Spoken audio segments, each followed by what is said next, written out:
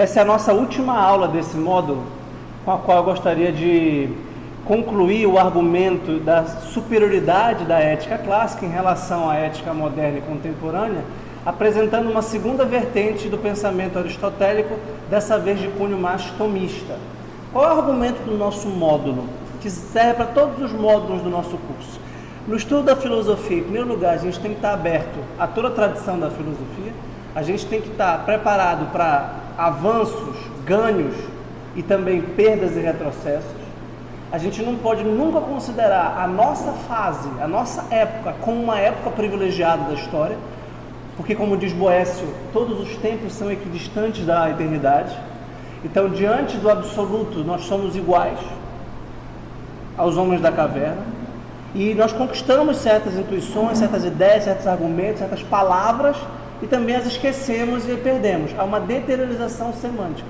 Então, por mais que nós usemos as mesmas palavras que os clássicos usavam, como ética, política, felicidade, virtude, dever, lei, etc., há uma série de mudanças na sociedade e, portanto, no pensamento que a interpreta ao longo da história da tradição filosófica.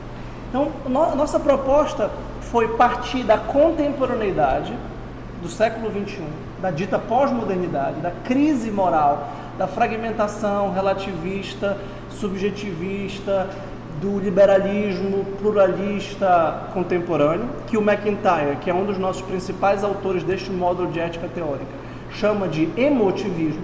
A gente pode chamar de relativismo, de subjetivismo, a gente pode chamar de individualismo, que é essa crise da ética, não só uma crise da moral, que é quando a gente não se entende, quando a gente considera que a pessoa oposta à nossa ideologia, ao nosso pensamento, é profundamente injusta, e ela pensa que nós somos profundamente injustos, e há uma cacofonia tão radical, de modo que a gente literalmente pensa que o outro vem de Marte. Os nossos modelos estéticos, os nossos modelos morais, os nossos modelos religiosos são tão diferentes que a nossa linguagem moral não se equaciona, não se relaciona. Mas essa é uma crise moral, na qual todos vivemos, na qual todos estamos.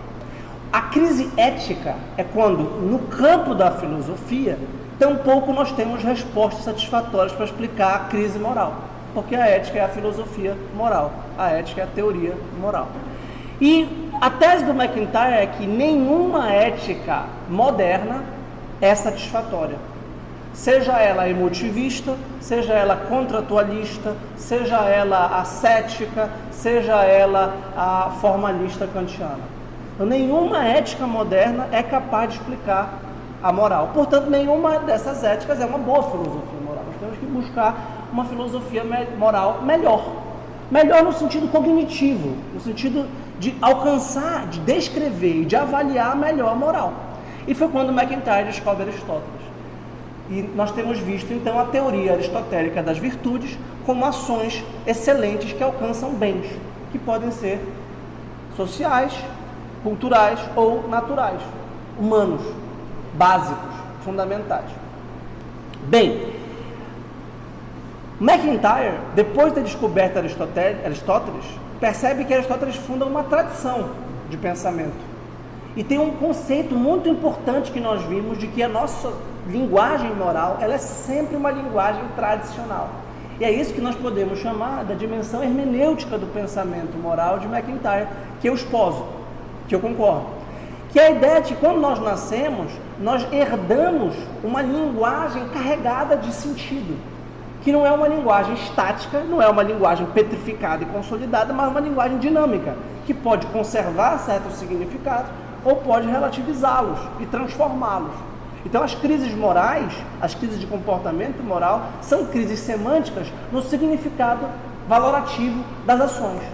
Um exemplo básico, que nós temos visto alguns exemplos da revolução sexual, que implodiu o significado da união conjugal do casamento como união procriativa, de vida, em todas as instâncias multiniveladas da realidade. A instância física, biológica, a instância moral, a instância espiritual e assim por diante. Então relativiza-se essa compreensão que surgiu na história e pode desaparecer na história. Então, para o MacIntyre, estudar ética é estudar uma tradição de pensamento e uma tradição de comportamento. Tá? E ele percebeu que essa tradição intelectual de pensamento de Aristóteles teve um grande herdeiro, isso é normal na história da filosofia, mais de um milênio, ou quase um milênio depois, com Tomás de Aquino no século XIII. Não sem passar pelos filósofos islâmicos que conquistaram a Ásia Menor e o norte da África e se apropriaram do pensamento aristotélico, principalmente do Império Bizantino, que o conservou, que é o Império Romano do Oriente, fundado por Constantino, né? Por acaso estamos estudando isso também no módulo de História da Igreja, e os árabes tiveram Aristóteles como seu grande filósofo e desenvolveram uma grande filosofia e uma grande teologia árabe, né? A partir de Aristóteles. Os judeus também tiveram contato com Aristóteles e no intercâmbio cultural, principalmente na região da Andaluz, Córdoba, Granada e Sevilha, onde hoje é a Espanha, há um intercâmbio cultural em que Aristóteles é redescoberto pelo Ocidente, também depois da queda do Império Bizantino, com a migração de vários intelectuais bizantinos, isto é, gregos, herdeiros do Império Romano, com Aristóteles. E os escolásticos têm Aristóteles como um grande mentor. O maior escolástico, que é essa fase da filosofia medieval, tardia, a partir do século XI até o século XIV, sendo que a escolástica tardia vai até o século XVI ou XVII, tá? É Tomás de Aquino. E Tomás de Aquino tem uma ética que não é só uma ética aristotélica das virtudes, mas que é uma ética da lei natural. De modo que, a meu ver, o aristotelismo filosófico mais forte é o aristotelismo tomista da lei natural, tá? Cujo maior representante, ou um dos maiores representantes, no direito certamente, mas na ética em geral e na filosofia em geral é John Finke. A quem eu tenho me referido também desde o começo, como um autor que me parece monumental e gigantesco na sua capacidade de trazer Platão e Aristóteles via Tomás de Aquino para o debate atual, o debate contemporâneo. É um autor vivo, nascido na Austrália em 1940, radicado em Oxford, doutor honoris causa da Universidade de Oxford e da Universidade de Notre Dame, nos Estados Unidos. Essa grande obra é Lei Natural e Direitos Naturais, que é de 1980, por acaso muito próxima de Depois da Virtude do MacIntyre, né? São obras da década de 80 que revolucionaram o pensamento liberal na ética e na política e o pensamento positivista no direito, como Fontes do Self, do Charles Taylor, Depois da Virtude do MacIntyre, Liberalismo e Limite da Justiça, do Michael Sandel, e Lei Natural e Direitos Naturais. São obras da década de 80, depois das quais você não pode mais ter um liberalismo ingênuo. Você não pode mais ser um liberal ingênuo. Como é que o Finnes e um seu colaborador, recentemente falecido, chamado German Grises, explica essa ética da lei natural? Eu vou sintetizar esse argumento em 3 momentos, em 3 níveis de explicação. Primeiro, o que é a razão prática. Segundo, o que são os bens humanos básicos. E terceiro, qual é o fundamento da razão prática e dos bens humanos básicos, que a tradição desde Platão chama de Deus. Em que medida essa ética é uma ética metafisicamente carregada pela ideia teológica natural de Deus e religiosamente carregada pela ideia de um Deus criador pessoal que nos ama e nos quer bem, literalmente. Por acaso, esse último tema é o tema do meu atual interesse, né? O bem humano básico da religião, a liberdade religiosa, a secularização, a fundamentação metafísica da razão prática, da razão teórica, em última instância da ontologia e da epistemologia, na ideia platônica, aristotélica e muito mais agostiniana e tomista de Deus, tá? Introdução já dei, de Aristóteles a Tomás de Aquino. Aquino é o maior herdeiro de Aristóteles, capaz de desenvolver e conservar a prática da ética, da filosofia moral, da busca intelectual pelos princípios da razão prática. Então vejam, nós não estamos fazendo história da filosofia, nós não estamos simplesmente perscrutando como é que os medievais pensavam no século XIII. Nós estamos vendo autores contemporâneos enfrentando os problemas da ética atual a partir das fontes clássicas, tá? E isso exige que nós pensemos, então, os bens humanos básicos e a razão prática. Essa é a versão de razão prática que o MacIntyre adota ao enfrentar os seus concorrentes, rivais, que é o iluminismo de Kant, por exemplo, e a genealogia de Nietzsche. Aqui está o plano de aula. Há uma integração, no caso de Tomás de Aquino, essa é a grande diferença de Tomás de Aquino para Aristóteles, porque Tomás de Aquino tem não só como base Aristóteles, mas também a Bíblia e a tradição revelada, que para ele não há contradição. Uma das coisas mais interessantes em Tomás de Aquino é como ele explica os 10 mandamentos revelados a Moisés a partir da lei natural. E para ele não há nenhuma forçação de uma razão que é revelada, inacessível à razão natural. Porque, ora, Deus criou a natureza e fala pela natureza, isto é, fala pela lei natural, fala pela lei eterna, mas fala também diretamente por forma sobrenatural. Mas uma não contrapõe a outra. Tá? Isso que a gente vai ver. Acontece que há um grande problema, que é o da queda, que, por causa do pecado original, debilita ou enfraquece a nossa razão. Por isso que a razão sem a revelação, ela é fraca, para compreender, inclusive, a própria revelação e muito mais para segui-la. Por isso que a razão pode ser, como a ação também pode ser, sobrenaturalizada. Mas a sobrenaturalização da ação e da razão não transforma a natureza, só restitui a natureza para a sua capacidade pura. É como se eu estivesse saudável, ficasse doente. E como eu estou doente, eu estou esquecido, eu não consigo mais fazer conta matemática, eu não consigo mais andar, eu fiquei aleijado, e aí eu volto a ser quem eu era. Mas aí eu descubro que como eu era, eu tinha esquecido que como eu tinha uma capacidade tão extraordinária, que eu tinha até me esquecido de como eu era capaz de andar, de pensar e de raciocinar. Tá? Isso não vai vir ao caso agora, isso vai vir ao caso principalmente quando a gente tratar da metafísica de Tomás de Aquino e da filosofia da religião de Tomás de Aquino. Mas isso vai aparecer no final da aula de hoje, quando eu falar do argumento ontológico ou cosmológico para demonstrar a existência de Deus no que concerne à normatividade da razão prática. Tá? Então vamos lá. Razão prática. Aristóteles distinguia, e eu já falei isso algumas vezes ao longo da aula, desde o começo, do curso, perdão, a razão como sendo uma potência dupla. Tá? Uma potência de ler o mundo, de decifrar o mundo, de entender como o mundo funciona. Isto é, com uma capacidade científica. Então pense na medicina, pense na geografia, pense na música, que Aristóteles chamava de razão teórica, que em grego significa contemplação. É olhar para o mundo e falar, choveu. Por que choveu?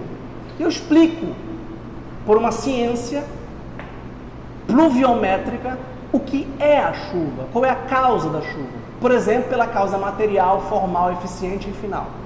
De que é feito a chuva, como surge a precipitação, né?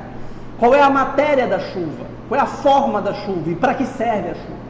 Então, eu diria, a chuva é feita de água, ela é precipitada pelas nuvens que se tornam carregadas e pesadas.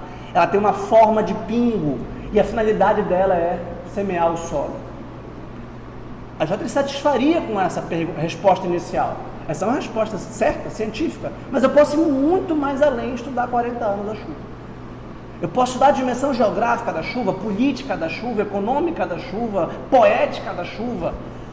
Eu posso compor as 4 estações de Vivaldi com base em 4 elementos e assim por diante. Tem a chuva, no inverno, né? Provavelmente. Bem,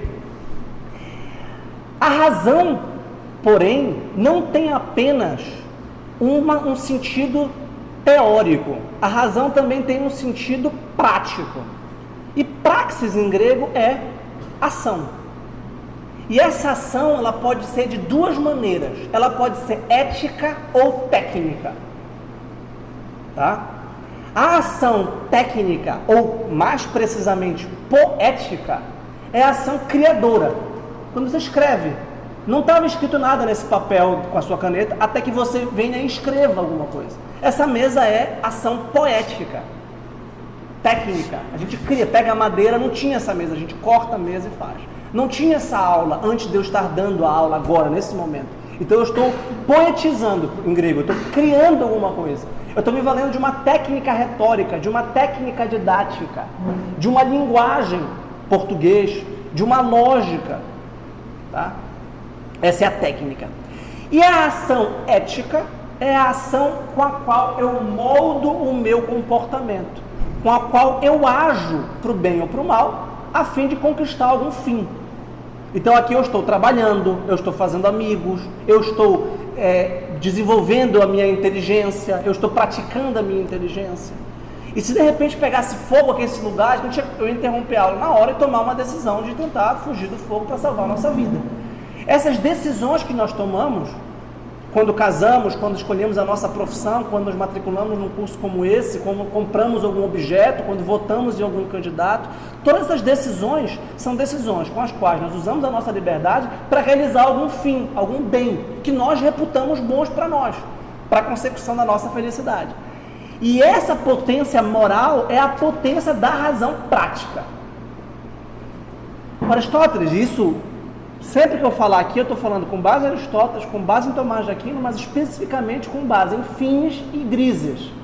São esses autores contemporâneos, principalmente o Finis. Toda ação humana é uma deliberação, é uma escolha entre outras opções. Por mais irrefletida que seja a ação, por mais que nós não pensemos em o que estamos fazendo, por mais que seja uma ação instintiva ou uma ação rápida, direta, a gente delibera. Quando a gente escolhe casar, quando a gente escolhe a nossa profissão, quando a gente escolhe mudar de cidade, quando a gente escolhe se matricular num curso ou sair de um curso, comprar uma coisa muito cara, a gente para pensar um pouco mais. Votar, a gente pode passar o tempo das campanhas eleitorais escolhendo, debatendo, conversando. Se a gente vai tomar o vinho branco ou tinto, se a gente vai comer pizza ou massa, é uma deliberação. Mais ou menos transcendente, mais ou menos duradoura, mas é uma deliberação. Então, toda a ação humana é uma ação que é uma deliberação entre duas ou mais escolhas possíveis. Ou a omissão, ou não fazer nada. Quer saber, eu vou ficar calado. Essa é uma deliberação. Quer saber, eu não vou. É uma deliberação. Ou então eu vou para outro lugar. Essa é uma deliberação. E essa ação que começa sempre no intelecto.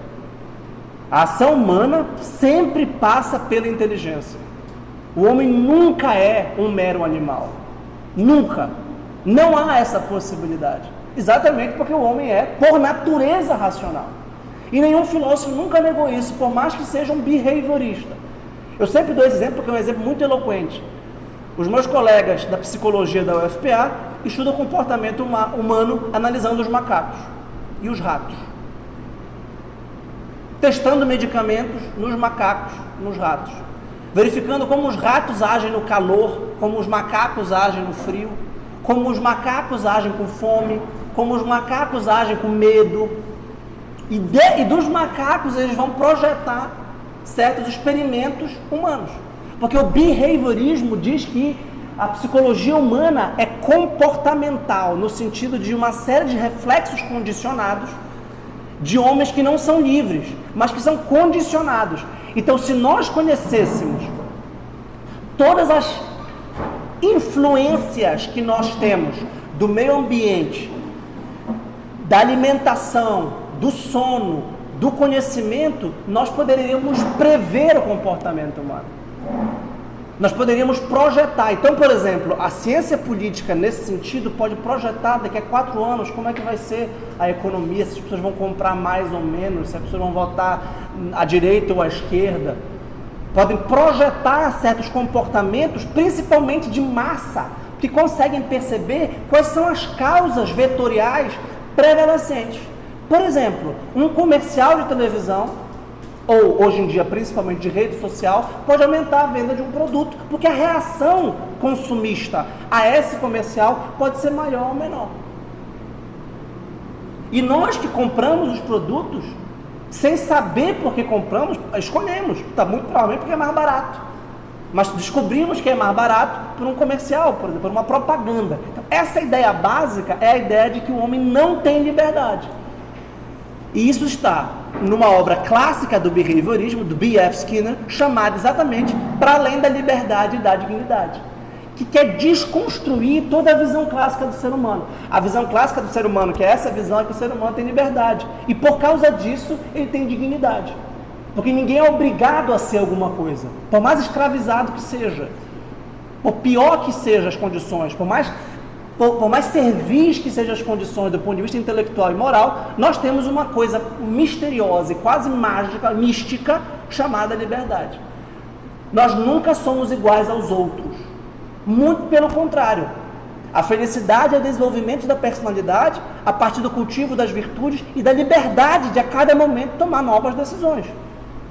É isso que nos torna dignos, inclusive criar a imagem e semelhança de um ser igualmente pessoal, livre e digno, que busca o bem, que busca a ordem, que busca a proporção, a harmonia, e que essa tradição chama de Deus, tá? Independente da teologia revelada, mas simplesmente pela teologia natural.